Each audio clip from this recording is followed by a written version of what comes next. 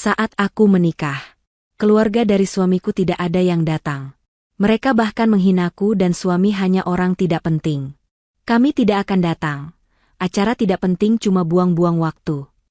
Tapi saat kami berhasil membuka bisnis properti, dengan penghasilan 150 juta per bulan dan menjadi berita utama di media properti, ibu dan ayah mertuaku mengirim pesan. Makan malam keluarga jam 8. Ada pembahasan penting. Lalu aku dan suamiku muncul dengan, sebelum ceritanya dimulai, silahkan tulis di kolom komentar dari daerah mana saja teman-teman yang menonton cerita ini. Jangan lupa like dan subscribe agar channel ini bisa semakin berkembang dan bisa mempersembahkan cerita yang lebih menarik lagi. Pesta pernikahan itu berlalu seperti angin dingin yang menusuk tulang, singkat dan menyisakan kebekuan.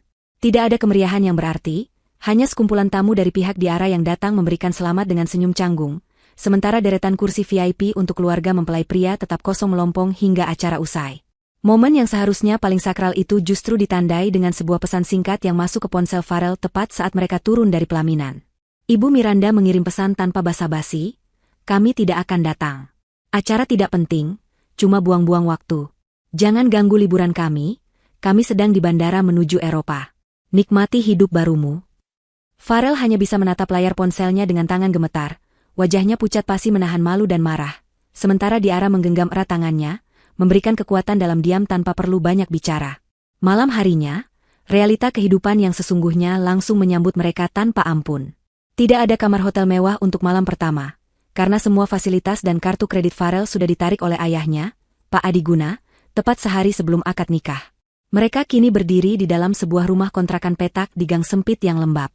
Farel meletakkan satu-satunya koper pakaian yang berhasil ia bawa dari rumah orang tuanya. Ia memandang sekeliling ruangan berukuran 3 kali 4 meter itu dengan tatapan nanar. Cat tembok berwarna hijau kusam itu sudah mengelupas di sana-sini, memperlihatkan semen kasar di baliknya. Di sudut ruangan, sebuah kasur busa tipis tergelar di lantai tanpa dipan, menjadi satu-satunya perabot yang mereka miliki malam itu. Suara tetesan air dari keran kamar mandi yang bocor terdengar berirama, mengisi keheningan yang mencekam di antara mereka. Farel duduk bersandar di dinding, masih mengenakan kemeja putih bekas akad nikah yang kini tampak kusut.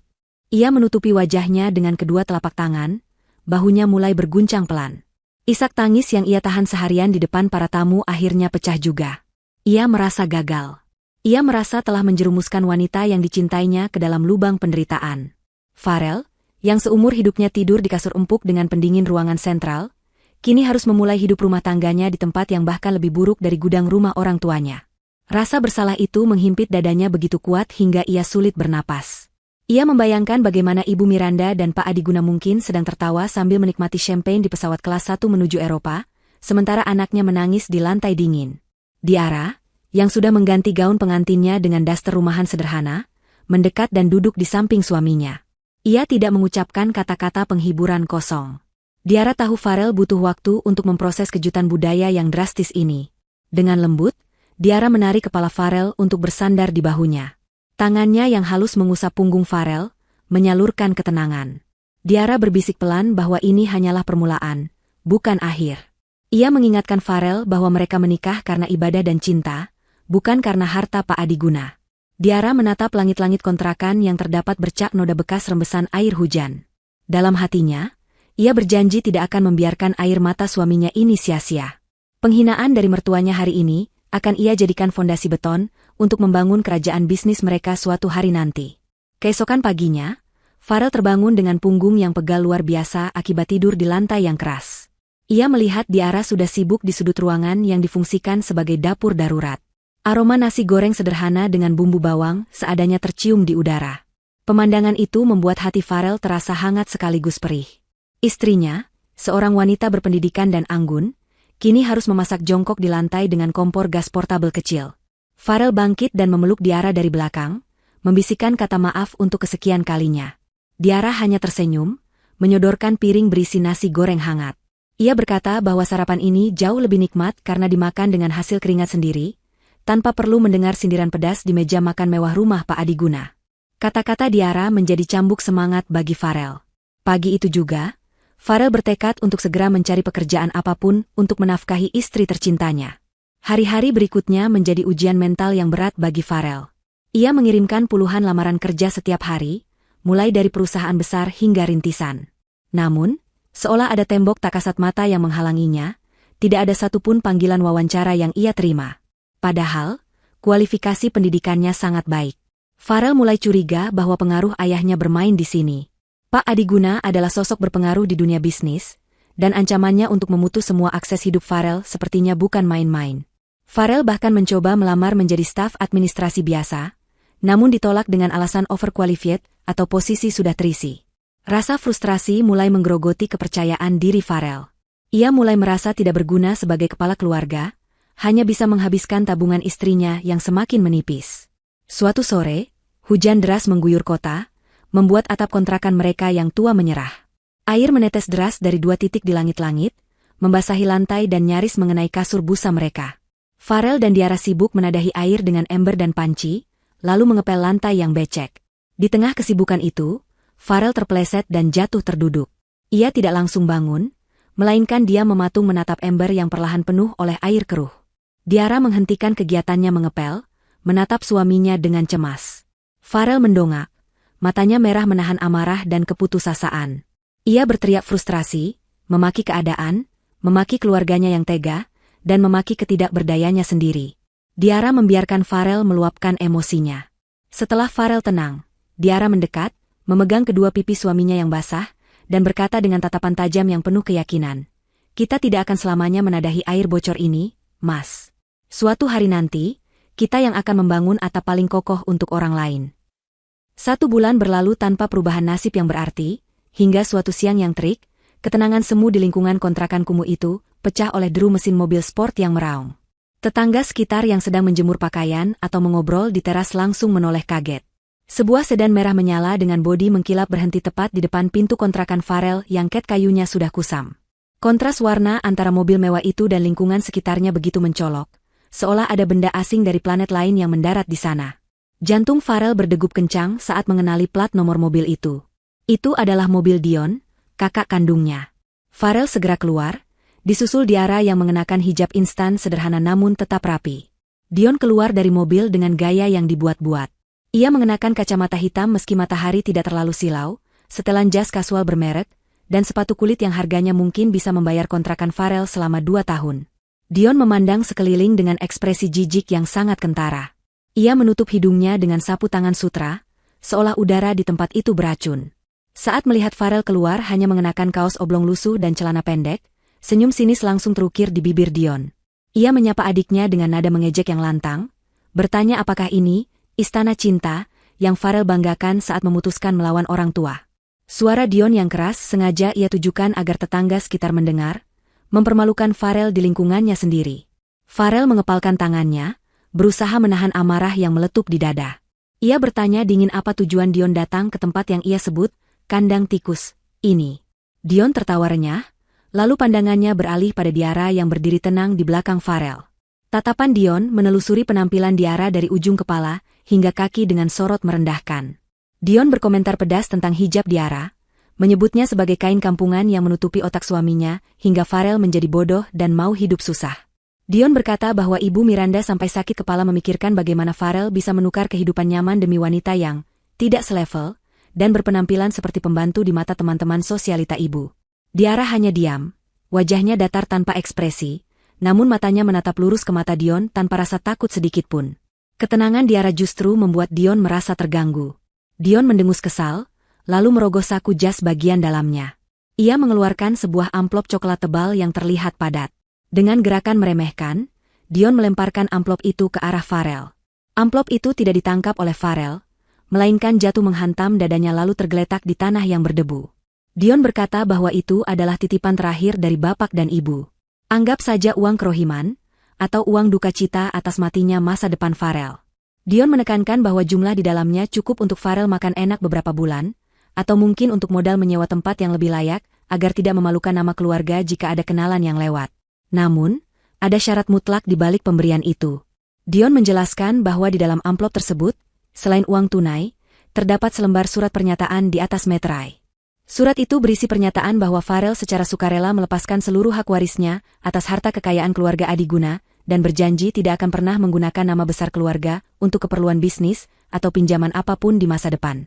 Dion menatap Farel dengan tatapan menantang, yakin bahwa adiknya yang sedang terpuruk dan butuh uang itu akan langsung menyambar tawaran tersebut. Dion berkata bahwa Farel tidak punya pilihan lain karena ia tahu Farel sudah ditolak kerja di mana-mana berkat bisikan Bapak. Farel menatap amplop di tanah itu dengan napas memburu. Harga dirinya serasa diinjak-injak hingga rata dengan tanah. Ia ingin sekali memungut amplop itu dan melemparkannya kembali ke wajah Dion. Ia ingin berteriak bahwa ia tidak butuh uang kotor yang disertai penghinaan itu. Namun, bayangan wajah lelah Diara yang setiap hari harus berhemat, atap bocor yang belum diperbaiki, dan tabungan yang menipis, membuat Farel ragu. Realita kemiskinan menampar idealismenya. Tubuh Farel bergetar hebat karena pergolakan batin. Ia merasa sangat kecil dan tidak berdaya di hadapan kakaknya yang sombong itu. Tiba-tiba, Diara melangkah maju. Ia membungkuk perlahan, gerakan yang anggun dan tenang, lalu memungut amplop itu dari tanah.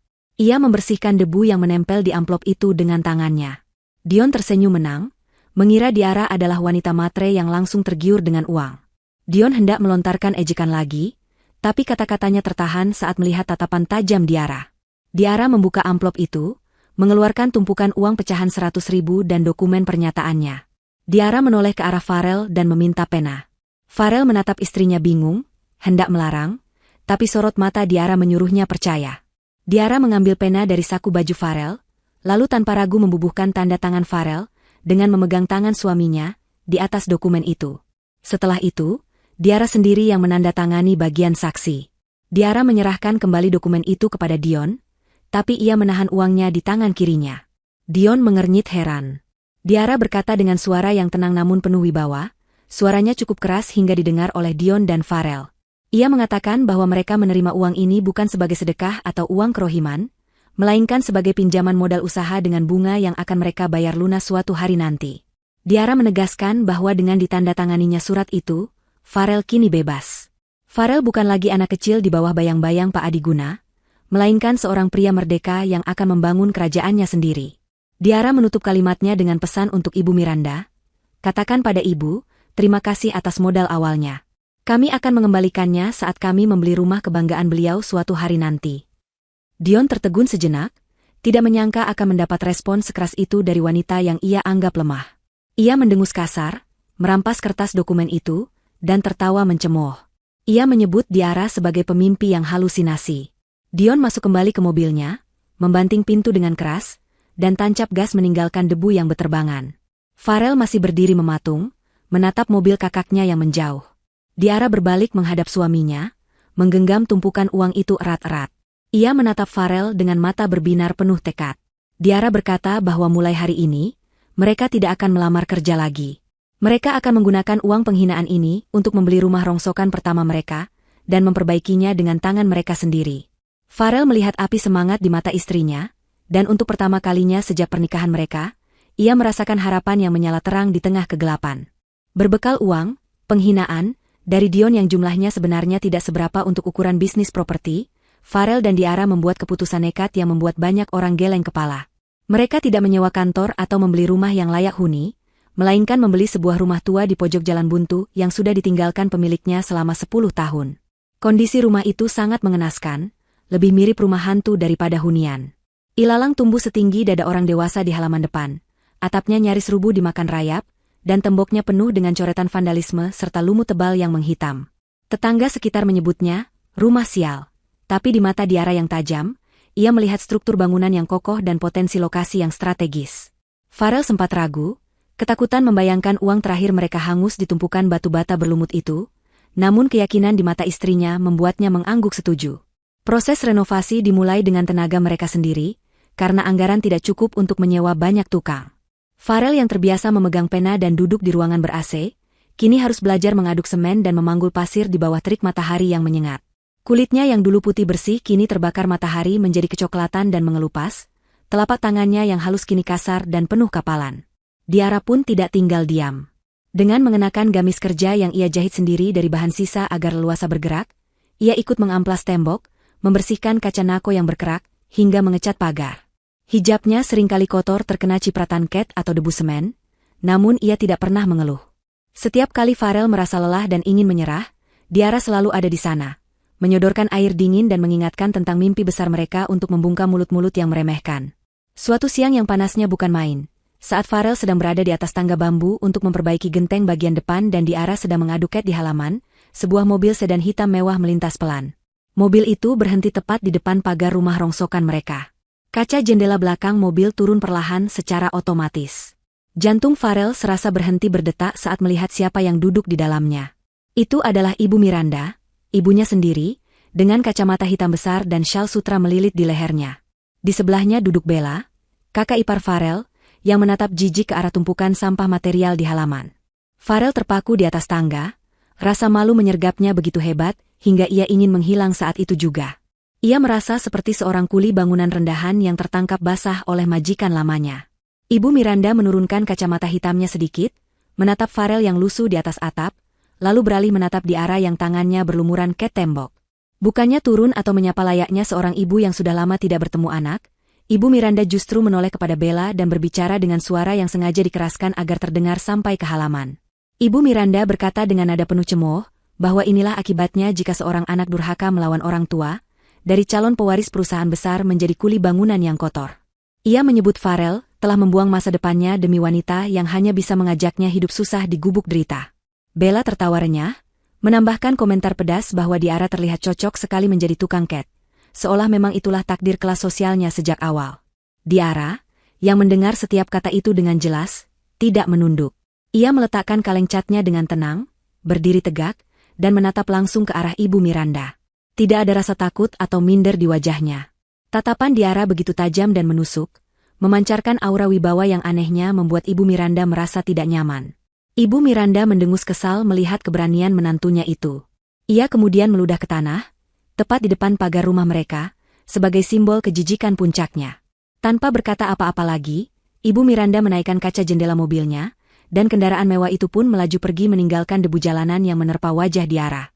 Farel turun dari tangga dengan lutut lemas, matanya berkaca-kaca menahan sakit hati yang luar biasa. Ia merasa harga dirinya baru saja diludahi oleh ibu kandungnya sendiri. Namun, kejadian itu justru menjadi titik balik emosional bagi mereka. Diara menghampiri Farel, membersihkan debu di wajah suaminya, dan berkata bahwa ludah itu adalah pupuk terbaik bagi kesuksesan mereka. Mulai hari itu, mereka bekerja seperti orang kesurupan. Farel bekerja siang malam tanpa mengenal lelah, menyalurkan kemarahannya pada setiap paku yang ia palu dan setiap keramik yang ia pasang. Diara mencurahkan seluruh cita rasa seninya untuk mengubah rumah rongsokan itu. Ia memilih warna cat yang elegan, mendesain taman minimalis yang asri, dan mengubah tata ruang menjadi modern. 3 bulan kemudian, rumah, hantu, itu telah berubah total menjadi hunian bergaya Skandinavia yang cantik, hangat, dan sangat instagramable. Saat papan, dijual, dipasang, ketakutan kembali melanda. Apakah ada yang mau membeli rumah bekas di Jalan Buntu ini? Namun, keajaiban kerja keras itu nyata. Hanya dalam waktu 1 minggu, seorang pasangan muda datang melihat rumah itu dan langsung jatuh cinta pada pandangan pertama. Mereka terpesona dengan detail renovasi yang rapi dan desain yang unik, berbeda dari rumah-rumah proyek pada umumnya. Tanpa banyak menawar, pasangan itu setuju membeli rumah tersebut dengan harga tunai yang jauh di atas ekspektasi Farel. Saat menerima pembayaran pertama, tangan Farel gemetar memegang cek tersebut. Keuntungan bersih yang mereka dapatkan dari satu rumah itu ternyata setara dengan gaji Farel selama 2 tahun bekerja di perusahaan ayahnya. Farel menangis haru, memeluk Diara erat-erat di ruang tamu rumah yang telah mereka ubah nasibnya itu. Mereka sadar, mereka tidak hanya berhasil menjual rumah, tapi mereka berhasil membeli kembali harga diri mereka. Kesuksesan penjualan rumah pertama menjadi modal berharga bagi Farel dan Diara untuk mendirikan bendera bisnis mereka sendiri, DF Living. Mereka tidak membuang uang keuntungan untuk gaya hidup konsumtif atau pamer di media sosial. Sebaliknya, Diara yang memegang kendali keuangan dengan disiplin ketat, memutar kembali seluruh modal itu untuk membeli 2 rumah rusak sekaligus. Kali ini, mereka tidak lagi bekerja berdua. Mereka mulai merekrut 2 orang tukang bangunan berpengalaman dan seorang kenek untuk membantu pekerjaan fisik, sementara Farel bertindak sebagai mandor pengawas yang jeli dan Diara fokus pada manajemen, desain interior, serta pemasaran. Reputasi mereka mulai terbangun perlahan di lingkungan sekitar sebagai spesialis penyembuh rumah sakit, karena kemampuan mereka menyulap rumah bobrok menjadi hunian estetis bernilai tinggi. Namun, semakin pohon tumbuh tinggi, semakin kencang angin menerpa. Kabar tentang kesuksesan kecil Farel dan Diara rupanya sampai juga ke telinga keluarga besar Adiguna, terutama Bella. Sang kakak ipar yang hobi pamer itu merasa panas hati melihat Diara, yang dulu ia hina kampungan, kini mulai terlihat sukses dan sering memposting foto-foto hasil karya renovasi yang estetik di media sosial bisnis mereka. Rasa iri dan dengki membuat Bella gelap mata. Ia mulai menyebarkan desas-desus jahat di kalangan teman-teman arisan sosialitanya, dan bahkan menyindir secara halus di media sosial. Bella mengatakan bahwa tidak masuk akal Farel dan Diara bisa sukses secepat itu tanpa bantuan orang tua. Ia meniupkan isu bahwa bisnis properti, DF Living, hanyalah kedok untuk pencucian uang hasil kegiatan ilegal, atau mungkin Farel diam-diam mencuri aset perusahaan ayahnya sebelum dipecat. Gosip murahan itu menyebar cepat seperti api di lahan kering, meracuni telinga beberapa calon pembeli dan pemasok material. Beberapa tetangga mulai memandang curiga, dan ada pemasok bahan bangunan yang tiba-tiba membatalkan pengiriman karena takut tidak dibayar, termakan hasutan bahwa keuangan Farel tidak jelas. Farel sempat emosi dan ingin melabrak Bella, namun Diara menahannya. Diara, dengan ketenangannya yang semakin matang, mengingatkan Farel bahwa meladeni fitnah hanya akan menurunkan kelas mereka menjadi sama rendahnya dengan pemfitnah.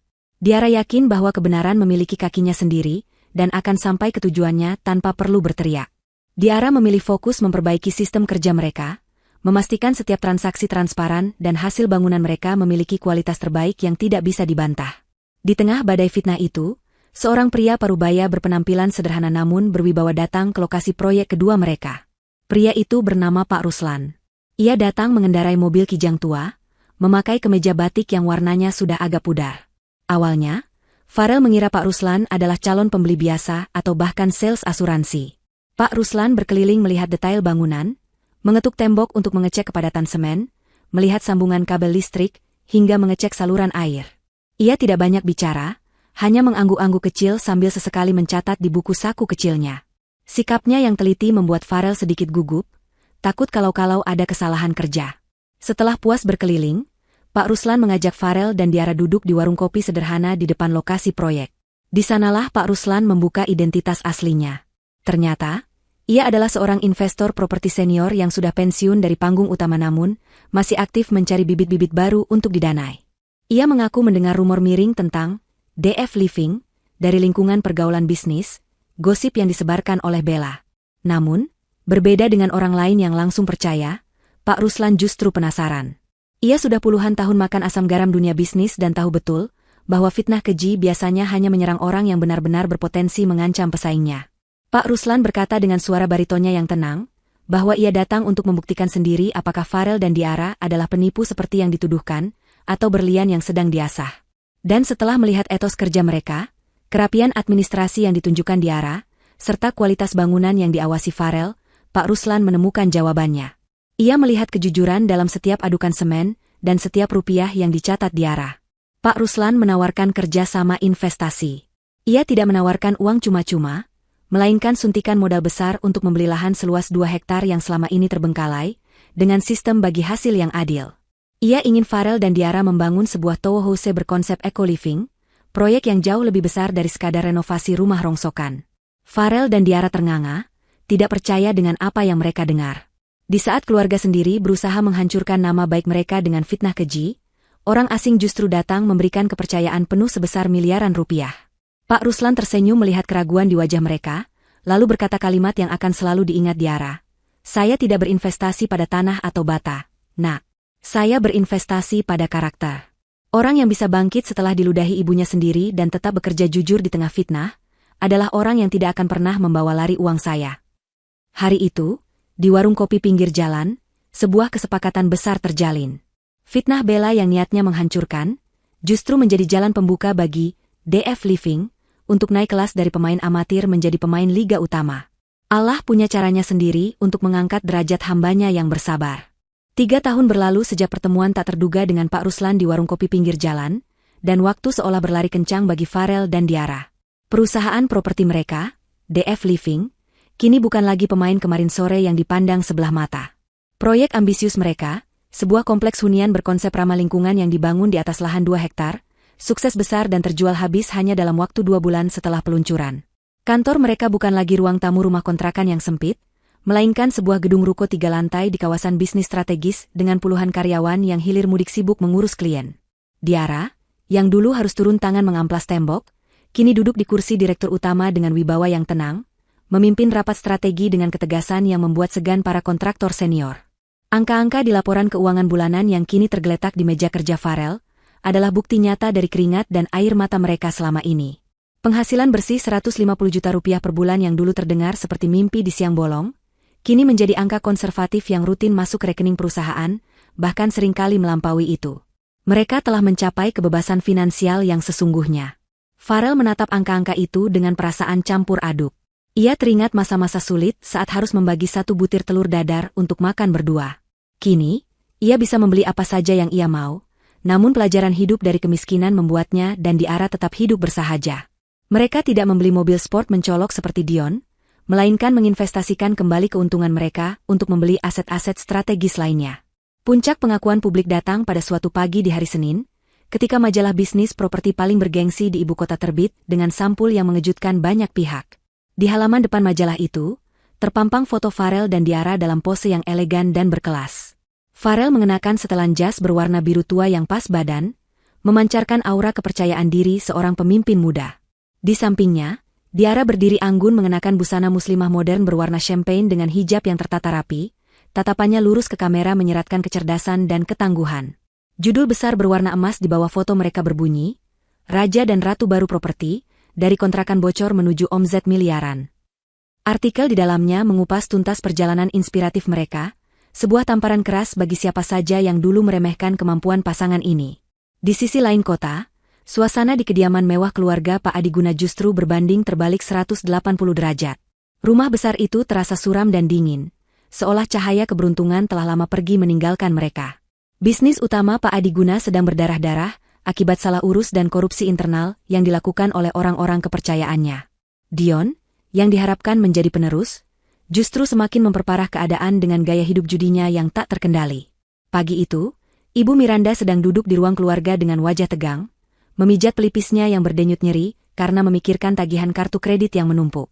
Bella masuk ruangan dengan langkah gontai, melempar majalah properti yang baru saja ia beli di meja kaca dengan kasar.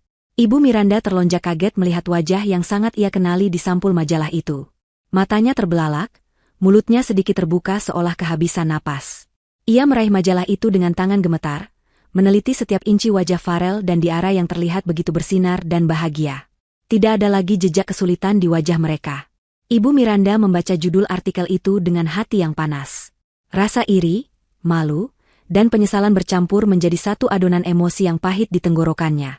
Ia dulu membuang Farel karena dianggap tidak berguna dan menghina Diara karena dianggap miskin. Namun kini dunia justru mengelulukan mereka sebagai pasangan sukses. Ibu Miranda merasa ditelanjangi oleh kenyataan. Dion yang baru bangun tidur dengan wajah kusut ikut melihat majalah itu. Ia mendengus sinis, berusaha menyangkal kenyataan di depan matanya. Dion berkomentar dengan nada meremehkan bahwa itu pasti hanya pencitraan berbayar. Ia menuduh Farel menyogok wartawan agar bisa masuk majalah untuk memanas-manasi keluarga. Namun, jauh di lubuk hatinya, Dion tahu bahwa ia kalah telak. Ia melihat mobil-mobil dinas Farel di foto liputan, melihat proyek perumahan mereka yang megah, dan membandingkannya dengan dirinya sendiri yang kini dikejar-kejar penagih utang. Keheningan menyelimuti ruang keluarga itu, sebuah keheningan yang mencekam di mana mereka menyadari bahwa anak buangan itu kini telah terbang jauh lebih tinggi daripada sarang asalnya yang mulai rapuh. Diara meletakkan majalah yang sama di meja kerjanya. Ia tidak merasa sombong, hanya merasa lega. Pembuktian yang ia janjikan pada dirinya sendiri 3 tahun lalu di pelaminan yang sepi itu akhirnya lunas. Ia menatap Farel yang sedang berdiri menatap jendela kantor, memandang hiruk-pikuk kota. Diara menghampiri suaminya, berdiri di sampingnya. Mereka tidak perlu banyak bicara untuk saling memahami. Mereka tahu bahwa kesuksesan ini bukan akhir, melainkan awal dari babak baru di mana mereka memegang kendali penuh atas takdir mereka sendiri. Diara tersenyum tipis, menyadari bahwa roda kehidupan telah berputar, dan posisi mereka kini berada di puncak, siap menghadapi gelombang apapun yang akan datang, termasuk gelombang dari masa lalu yang mungkin akan kembali mengetuk pintu. Berita tentang kesuksesan besar DF Living tidak hanya menjadi bahan pembicaraan di kalangan pebisnis, tetapi juga menjadi lonceng kematian bagi ego keluarga Pak Adiguna. Perusahaan keluarga yang dulu dibanggakan kini berada di ujung tanduk. Bank telah memberikan surat peringatan terakhir untuk penyitaan aset, karena gagal bayar cicilan pinjaman yang digunakan Dion untuk spekulasi bisnis bodong. Mereka butuh dana segar dalam jumlah besar dan cepat, atau mereka akan kehilangan segalanya, termasuk rumah mewah tempat mereka bernaung. Dalam kepanikan itu, Pak Adiguna dan Ibu Miranda mengadakan rapat keluarga darurat. Opsi mereka sangat terbatas. Meminjam ke rekan bisnis lama sudah mustahil, karena reputasi Pak Adiguna sudah hancur, dan menjual aset butuh waktu lama. Dalam keputusasaan itu, nama Farel muncul sebagai satu-satunya solusi yang masuk akal, meskipun sangat melukai harga diri mereka. Ibu Miranda, dengan logika manipulatifnya, meyakinkan suaminya bahwa Farel tetaplah anak mereka. Ia yakin bahwa ikatan darah tidak akan bisa putus begitu saja, dan Farel pasti masih merindukan pengakuan dari orang tuanya. Ibu Miranda berpikir bahwa dengan sedikit basa-basi manis dan undangan makan malam keluarga, hati Farel akan luluh dan mau menggelontorkan uang miliaran rupiah untuk membantu keluarga. Mereka lupa, atau pura-pura lupa, pada luka menganga yang mereka toreskan 3 tahun lalu. Dengan tangan yang sedikit gemetar namun penuh perhitungan licik, Ibu Miranda mengambil ponselnya. Di kantor DF Living, suasana sore itu cukup tenang menjelang jam pulang kantor. Farel sedang membereskan berkas-berkas kontrak di mejanya, ketika ponselnya bergetar panjang di atas meja kayu mahoni. Farel melirik layar ponselnya, dan seketika tubuhnya menegang. Nama kontak yang sudah 3 tahun tidak pernah muncul itu kini berkedip-kedip di layar. Ibu. Jantung Farel berdegup kencang, bukan karena rindu, tapi karena trauma. Ingatan tentang kursi kosong di pernikahan dan pesan kejam tentang acara tidak penting, kembali membanjiri pikirannya. Farel membiarkan ponsel itu bergetar sampai mati, lalu sebuah pesan masuk muncul di notifikasi. Farel membuka pesan itu dengan perasaan was-was. Isinya singkat, padat, dan seolah-olah tidak pernah terjadi perang dingin selama 3 tahun ini. Pesan itu berbunyi, makan malam keluarga jam 8 di restoran Emerald. Ada pembahasan penting. Jangan telat. Tidak ada kata maaf, tidak ada pertanyaan kabar, hanya sebuah perintah seolah Farel masih anak kecil yang bisa disuruh-suruh. Farel mendengus kasar, melemparkan ponselnya kembali ke meja. Ia merasa marah dan terhina. Setelah membuangnya seperti sampah, kini mereka memanggilnya kembali begitu tahu ia punya uang.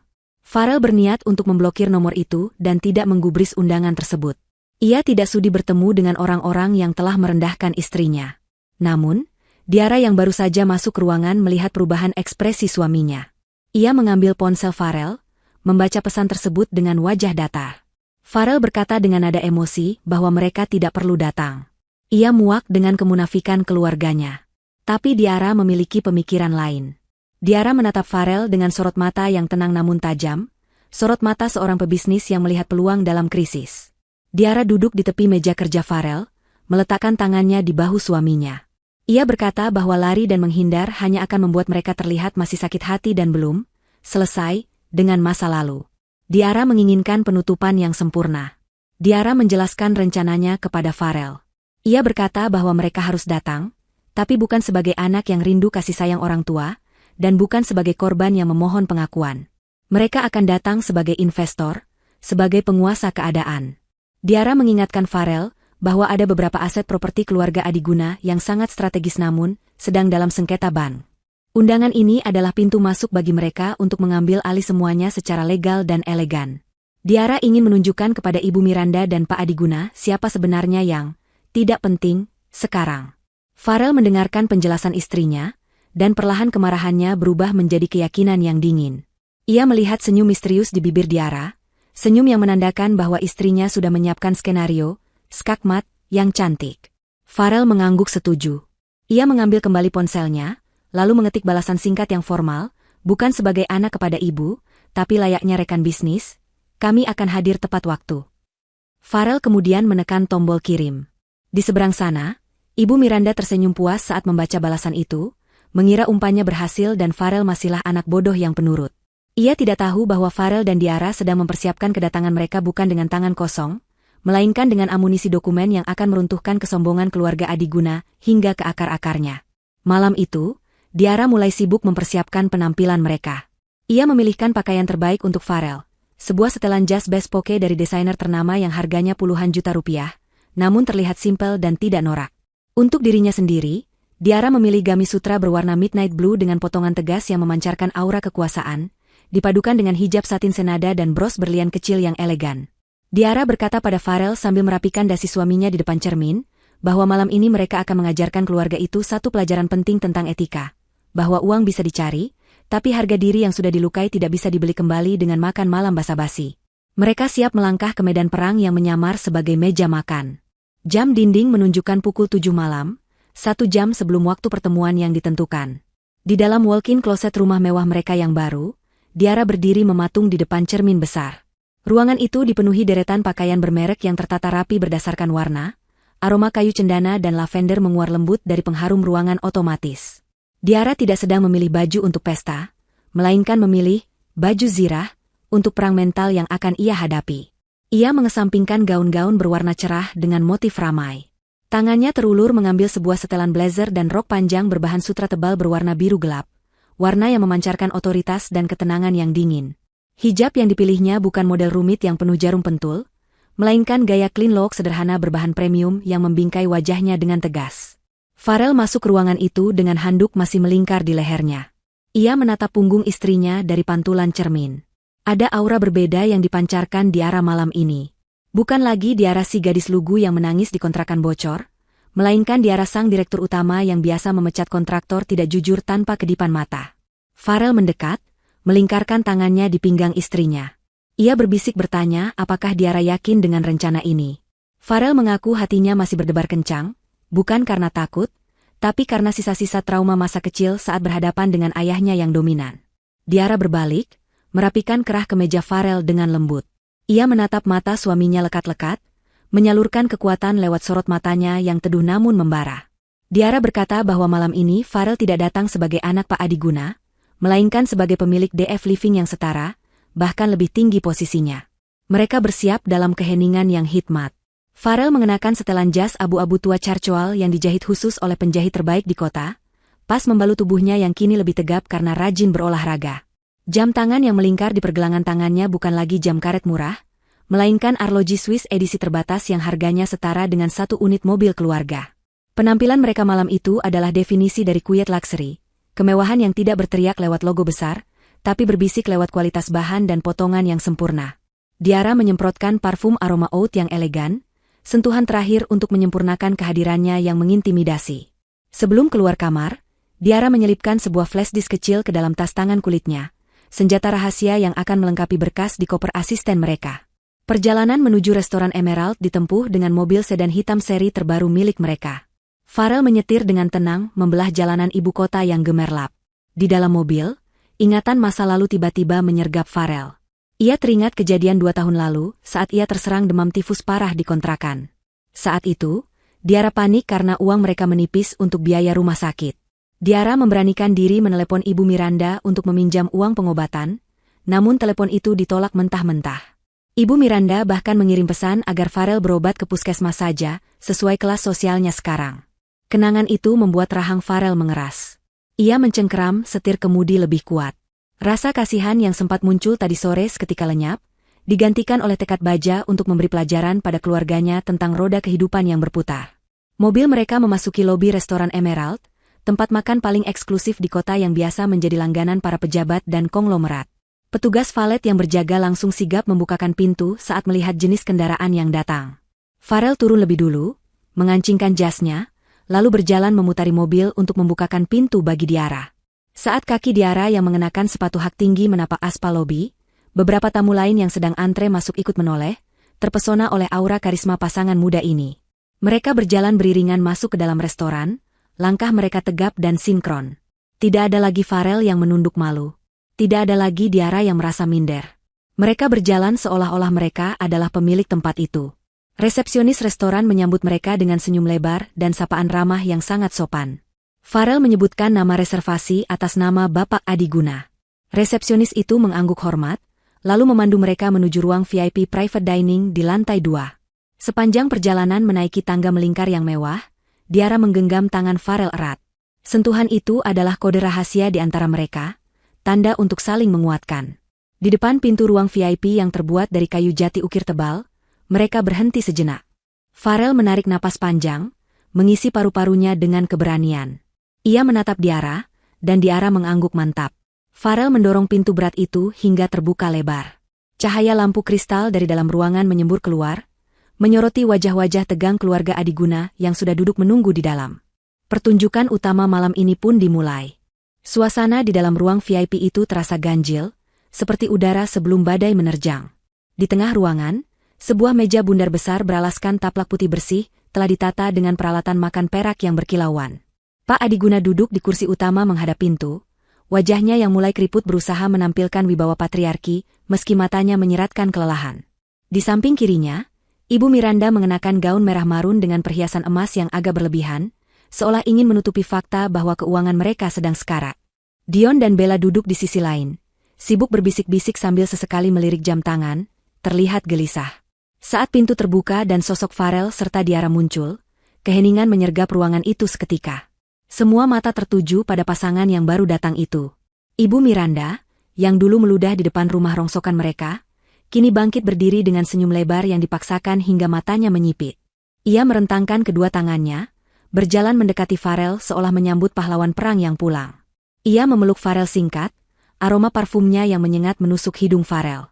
Ibu Miranda berkata dengan suara dibuat-buat manja, mengatakan betapa ia sangat merindukan putra bungsunya yang tampan ini.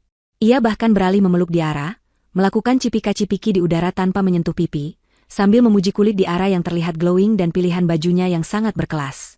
Kata-kata manis itu meluncur deras dari mulutnya, seolah 3 tahun penghinaan dan pemblokiran komunikasi tidak pernah terjadi.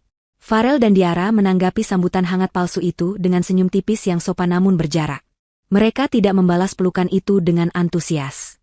Farel menarik kursi untuk Diara, mempersilakan istrinya duduk, lalu ia duduk di sampingnya, berhadapan langsung dengan Pak Adiguna. Pelayan mulai menyajikan hidangan pembuka. Sepanjang sesi makan, Ibu Miranda terus mendominasi percakapan dengan basa-basi yang memuakan. Ia memuji kesuksesan DF Living yang beritanya ada di mana-mana, menyebut bahwa bakat bisnis Farel pasti turunan dari Pak Adiguna. Bella sesekali menimpali dengan pertanyaan menyelidik tentang berapa harga tas yang dipakai Diara, atau di mana mereka berlibur terakhir kali, mencoba mengukur seberapa tebal dompet adik iparnya sekarang. Diara menjawab setiap pertanyaan dengan singkat, padat, dan cerdas, membuat Bella mati kutu karena tidak bisa menemukan celah untuk mencela. Dion, yang sedari tadi dia menahan gengsi, akhirnya tidak tahan juga. Ia meletakkan garpunya dengan kasar, hingga berdenting nyaring di piring. Dengan nada sinis, Dion berkata bahwa Farel pasti sekarang sudah lupa daratan sampai tidak pernah main ke rumah orang tua. Ia menyindir bahwa Farel menjadi sombong mentang-mentang sudah masuk majalah. Suasana mendadak tegang.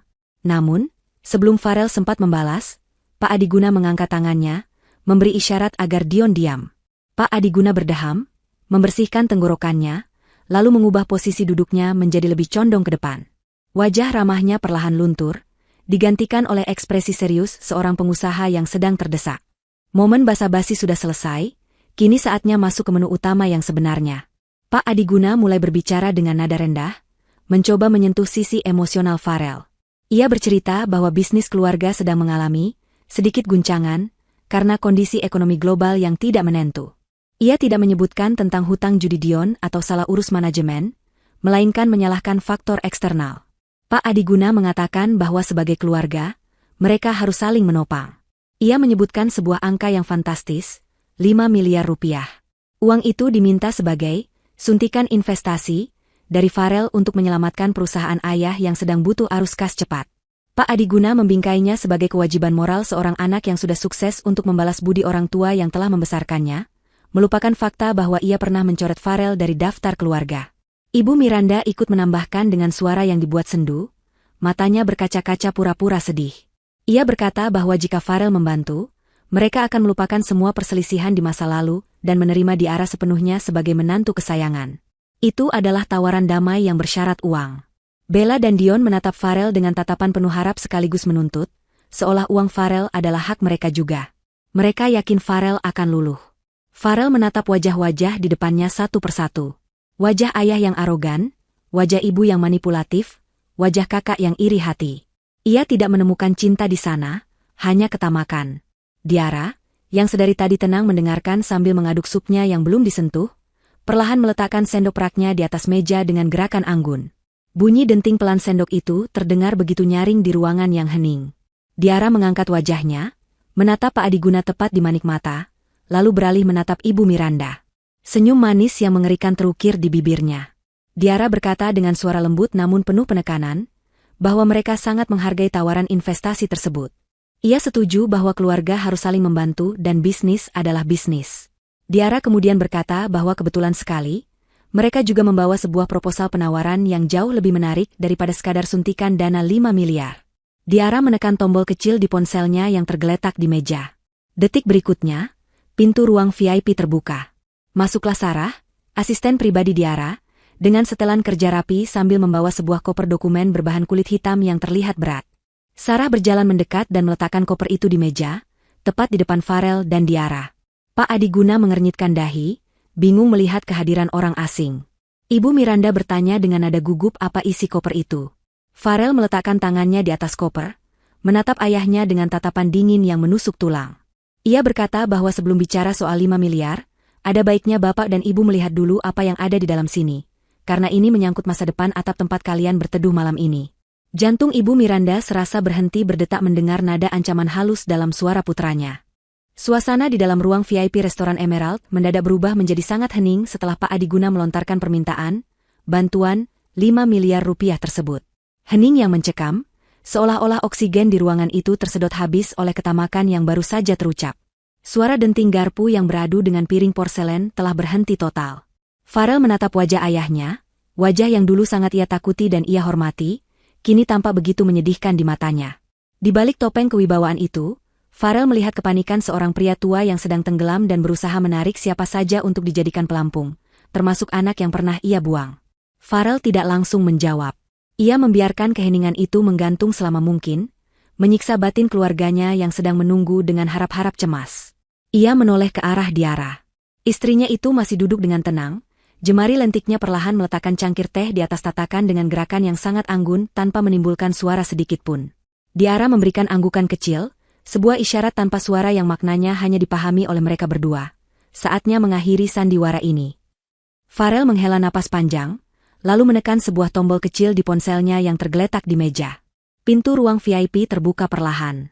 Sarah, asisten pribadi Diara yang selama ini menunggu di luar, melangkah masuk dengan postur tegak profesional. Di tangannya tergenggam erat sebuah koper kulit berwarna hitam pekat yang terlihat kokoh dan berat. Sarah berjalan mendekati meja bundar itu, langkah kakinya di atas karpet tebal terdengar berirama. Ia meletakkan koper itu tepat di hadapan Farel dan Diara, lalu mundur beberapa langkah ke sudut ruangan, berdiri mematung seperti penjaga setia yang siap menyaksikan eksekusi. Mata Ibu Miranda membelalak melihat koper itu. Kilatan harapan muncul di matanya yang dipulas eyeshadow tebal. Dalam benaknya yang dangkal, koper itu pasti berisi uang tunai.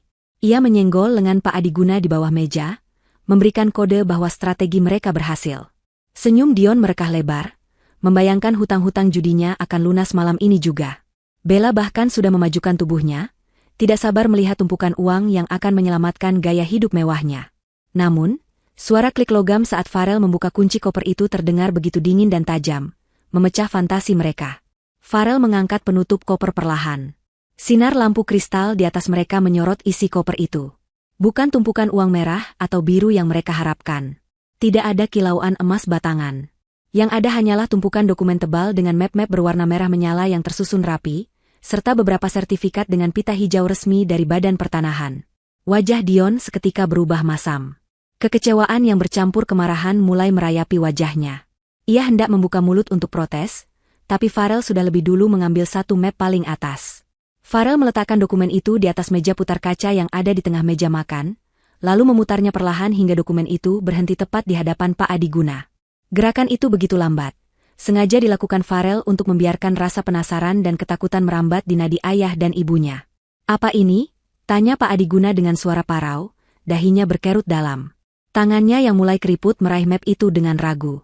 "Buka saja, Pak." "Itu jawaban atas permintaan 5 miliar Bapak," jawab Diara dengan suara lembut yang mematikan. Pak Adiguna membuka map itu. Matanya menyapu baris demi baris tulisan di dalamnya. Seketika, wajah tuanya yang tadi masih berusaha terlihat berwibawa, berubah menjadi pucat pasi seputih kertas. Matanya membelalak horor, seolah ia baru saja melihat hantu dari masa lalu yang datang mencekik lehernya. Napasnya mulai tersengal, dan tangan yang memegang kertas itu gemetar hebat hingga menimbulkan suara krak-krak kertas yang beradu. Itu adalah surat perjanjian pengalihan piutang, atau CSY. Dokumen resmi yang menyatakan bahwa hutang macet perusahaan Adiguna Group di bank utama senilai puluhan miliar rupiah, telah dibeli lunas dan dialihkan kepemilikannya kepada pihak ketiga, yaitu sebuah perusahaan induk bernama DF Holdings. Di bagian bawah dokumen, tertera tanda tangan Farel sebagai direktur utama DF Holdings. Ibu Miranda yang panik melihat reaksi suaminya langsung merebut kertas itu. Meski ia tidak terlalu paham hukum bisnis, ia mengerti arti stempel merah besar bertuliskan, lunas, dialihkan, dan nama perusahaan anaknya yang tertera di sana sebagai pemilik baru hutang tersebut. Apa maksudnya ini, Farel? Suara Ibu Miranda bergetar tinggi, nyaris histeris. Kenapa hutang perusahaan ayah ada di tanganmu?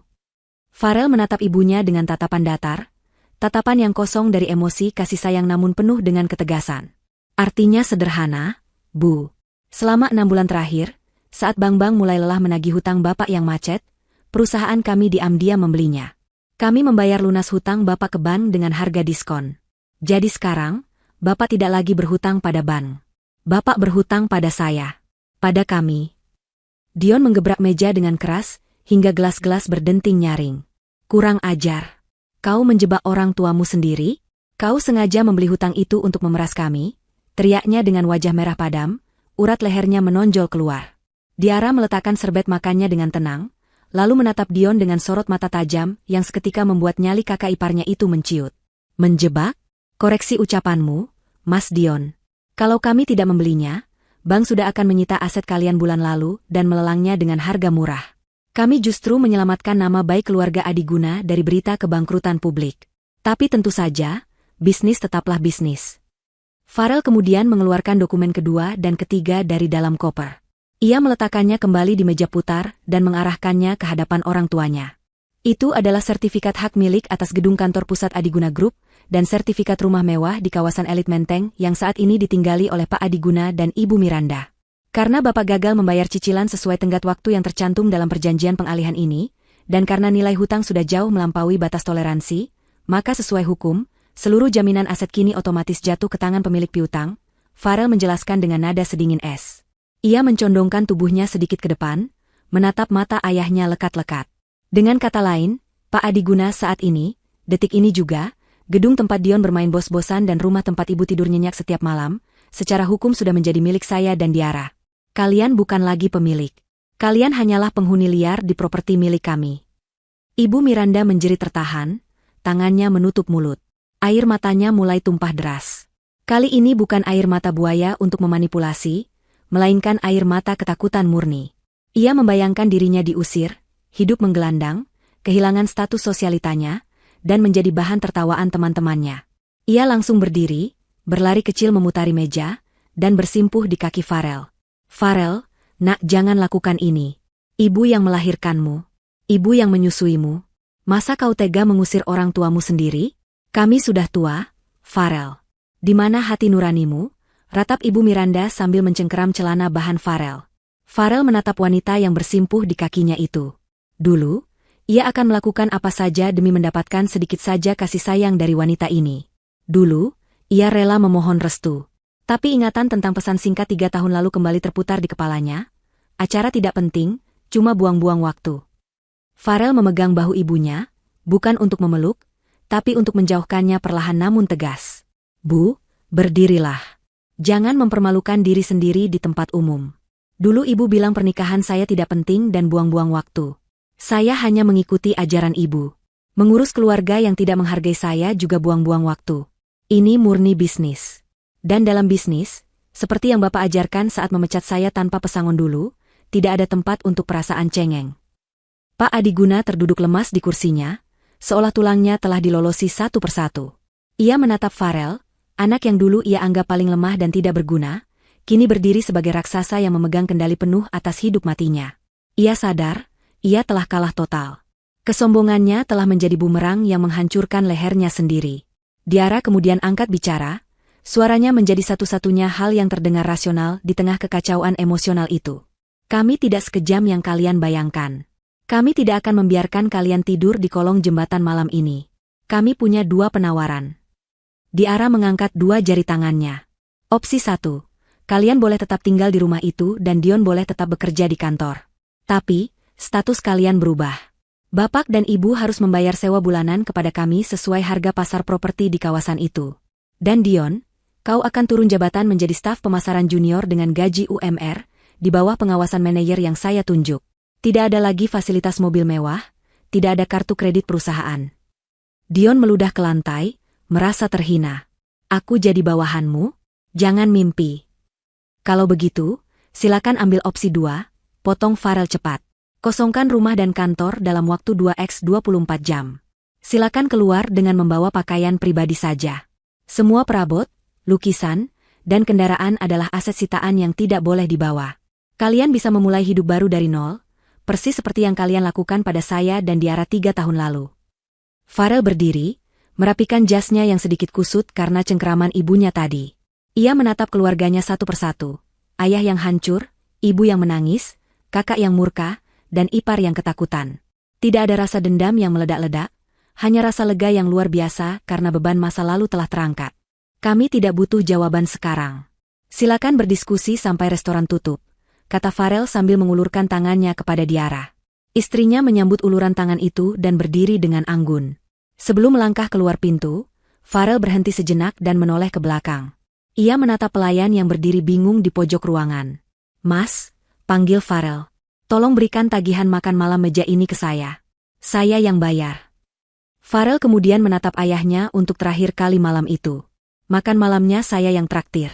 Anggap saja sedekah terakhir untuk masa tua kalian. Selamat malam.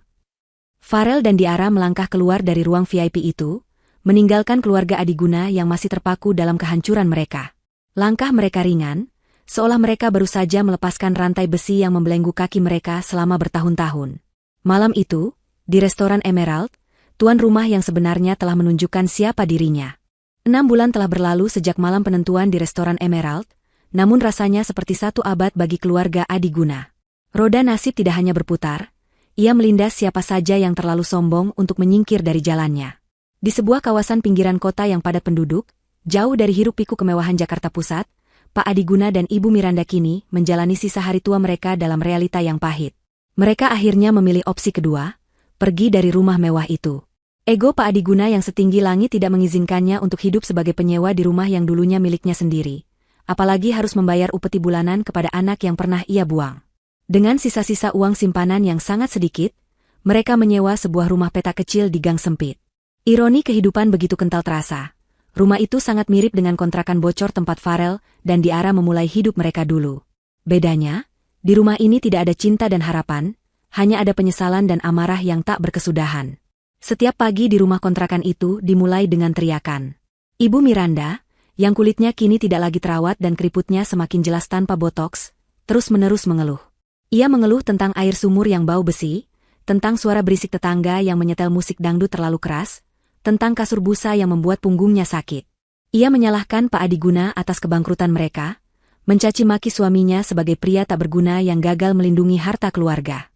Pak Adiguna, yang kini sering sakit-sakitan dan batuk-batuk karena stres, membalas dengan menyalahkan Ibu Miranda yang terlalu memanjakan Dion dan menghabiskan uang untuk gaya hidup sosialita yang sia-sia. Pertengkaran mereka menjadi tontonan rutin tetangga, sebuah drama tragis dari sepasang mantan raja dan ratu yang kehilangan tahtanya. Nasib Dion lebih mengenaskan lagi. Begitu palu kebangkrutan diketuk dan Dion kehilangan semua fasilitas mewahnya, Bella langsung menunjukkan warna aslinya. Istri yang dulu terlihat setia menemani Dion berpesta itu, mengajukan gugatan cerai, hanya 2 minggu setelah mereka terusir dari rumah utama. Bella pergi tanpa menoleh ke belakang, membawa serta apa saja yang masih bisa ia jual, meninggalkan Dion sendirian dalam keterpurukan. Hancur secara mental dan finansial, Dion kini menjadi pria pemarah yang hidup luntang-lantung. Ia mencoba melamar kerja, tapi reputasinya sebagai pebisnis gagal dan penjudi sudah tersebar luas di lingkaran bisnis, menutup semua pintu kesempatan. Dion kini sering terlihat di warung kopi murah, merokok kretek-ketengan, menatap kosong kejalanan sambil membual tentang masa lalunya yang kaya raya kepada siapa saja yang mau mendengar, sebuah pelarian menyedihkan dari kenyataan bahwa ia kini bukan siapa-siapa. Sementara itu, di jantung distrik bisnis ibu kota, langit sore yang berwarna jingga keemasan menjadi latar belakang bagi sebuah perayaan kemenangan yang sesungguhnya. Sebuah gedung pencakar langit baru setinggi 25 lantai berdiri megah, kaca-kacanya memantulkan cahaya matahari sore dengan indah. Di bagian depan gedung, terpasang logo besar berwarna emas, DF Tower. Ratusan tamu undangan memadati area lobi dan ballroom gedung baru itu. Karangan bunga ucapan selamat berjejer sepanjang jalan masuk, dikirim oleh menteri, direktur bank, hingga selebriti papan atas. Di atas panggung utama, Farel dan Diara berdiri berdampingan, menjadi pusat perhatian semua orang. Farel terlihat gagah dan berwibawa dengan setelan jas hitam, wajahnya memancarkan kedewasaan seorang pemimpin yang telah ditempa oleh badai. Di sampingnya, Diara tampil memukau dengan busana muslimah berwarna emerald green rancangan desainer internasional. Hijabnya tertata sederhana namun memancarkan aura keanggunan yang sulit ditandingi. Pak Ruslan, investor pertama yang percaya pada mereka saat semua orang mencemooh, duduk di barisan paling depan. Wajah tuanya berseri-seri, matanya berkaca-kaca karena bangga, seolah ia sedang melihat keberhasilan anak kandungnya sendiri. Farel memegang mikrofon, suaranya bergema mantap di seluruh ruangan yang hening menyimak. Dalam pidatonya, ia tidak sedikit pun menyinggung tentang dendam atau kepahitan masa lalu. Ia tidak menggunakan panggung itu untuk mempermalukan keluarganya yang telah jatuh. Sebaliknya, Farel berbicara tentang kekuatan mimpi, tentang pentingnya memiliki pasangan yang mau diajak menderita bersama, dan tentang keyakinan bahwa kerja keras yang jujur tidak akan pernah mengkhianati hasil. Gedung ini, kata Farel sambil menatap Diara dengan penuh cinta, bukanlah simbol kekayaan semata. Ini adalah monumen dari setiap tetes keringat istri saya yang dulu ikut mengamplas tembok rumah rongsokan. Ini adalah bukti dari setiap doa yang kami panjatkan di bawah atap kontrakan yang bocor. Saya berdiri di sini hari ini bukan karena saya hebat, tapi karena saya memiliki wanita hebat yang tidak pernah meninggalkan saya saat saya tidak punya apa-apa. Tepuk tangan gemuruh meledak di ruangan itu. Diara tersenyum, matanya berkaca-kaca. Ia menggenggam tangan Farel erat. Mereka telah membuktikan bahwa balas dendam terbaik bukanlah dengan menghancurkan musuh secara fisik, melainkan dengan menjadi begitu sukses, begitu bahagia, dan begitu utuh, hingga keberadaan orang-orang yang menyakiti mereka menjadi tidak relevan lagi. Setelah acara peresmian usai dan tamu-tamu mulai pulang, Farel dan Diara naik ke lantai paling atas gedung mereka, ke sebuah balkon pribadi yang menghadap langsung ke hamparan lampu kota Jakarta yang mulai menyala satu persatu. Angin malam menerpa wajah mereka dengan lembut, membawa rasa dingin yang menyejukkan setelah hari yang panjang. Farel memeluk pinggang istrinya dari samping, menyandarkan kepalanya di bahu Diara. Mereka menikmati momen keheningan itu, meresapi betapa jauh perjalanan yang telah mereka tempuh. Dari pasangan yang dihina dan dibuang, kini mereka berdiri di puncak dunia mereka sendiri. Tiba-tiba, ponsel Farel di saku jasnya bergetar. Farel mengambilnya dan melihat layar. Sebuah pesan masuk dari nomor yang tidak dikenal. Ia membukanya. Pesan itu panjang, penuh dengan kata-kata yang berantakan, seolah diketik dengan tangan yang gemetar. Itu pesan dari Ibu Miranda. Isinya adalah ratapan penyesalan. Ibu Miranda menceritakan bahwa Pak Adiguna baru saja pingsan dan dilarikan ke rumah sakit daerah karena serangan jantung ringan. Mereka tidak punya uang untuk menebus obat dan biaya rawat inap. Di akhir pesan, terselip permohonan yang menyayat hati, tolong transfer uang, Farel. Berapa saja. Ibu mohon. Bapakmu bisa mati kalau tidak ditolong. Maafkan kami, nak, tolonglah. Farel membaca pesan itu dengan wajah datar, lalu menunjukkannya pada Diara. Apa yang harus kita lakukan? Tanya Farel pelan. Ada sedikit keraguan di matanya, sisi kemanusiaannya terusik. Namun trauma masa lalunya juga membentengi dirinya. Diara mengambil ponsel itu dari tangan suaminya. Ia membaca pesan itu sekali, lalu menatap Farel. Tidak ada kemarahan di mata Diara, hanya ketenangan seorang wanita yang sudah selesai dengan masa lalu. Kita tolong mereka, kata Diara tegas. Farel menaikkan alisnya. Kita kasih uang? Diara menggeleng. Tidak. Uang tunai hanya akan membuat mereka merasa bisa kembali memanipulasi kita, atau malah dipakai Dion untuk hal yang tidak-tidak. Kita tolong dengan cara yang benar. Diara kemudian mengetik balasan di ponsel Farel. Jarinya bergerak lincah di atas layar sentuh. Saya sudah menghubungi direktur rumah sakit tersebut. Tim medis terbaik akan menangani Bapak di ruang rawat inap kelas 1. Semua biaya pengobatan, obat-obatan, dan perawatan sampai sembuh akan ditanggung penuh oleh Yayasan Sosial DF Holdings. Ambulans juga akan siap mengantar jemput. Namun mohon maaf, kami tidak akan mengirimkan uang tunai sepeser pun ke rekening pribadi Ibu. Fokuslah merawat Bapak. Semoga lekas sembuh. Diara menekan tombol kirim. Ia mengembalikan ponsel itu ke saku jas Farel, lalu merapikan kerah baju suaminya. Itu batasnya, Mas. Kita berbakti sebagai anak dengan memastikan nyawa mereka selamat. Tapi kita tetap menjaga harga diri kita dengan tidak membiarkan mereka masuk kembali dan mengacaukan hidup kita. Farel tersenyum lega. Beban berat di dadanya seketika hilang. Keputusan Diara adalah jalan tengah yang sempurna. Penuh kasih namun tetap tegas berprinsip. Ia tidak menjadi anak durhaka yang membiarkan ayahnya mati, tapi ia juga tidak menjadi anak bodoh yang bisa diperas. Terima kasih, sayang. Kamu selalu tahu apa yang harus dilakukan, bisik Farel.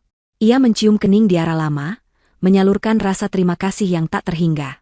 Diara membalas pelukan suaminya, memandang ke langit malam yang luas. Bintang-bintang bersinar terang di atas sana, seolah ikut merayakan kemenangan mereka.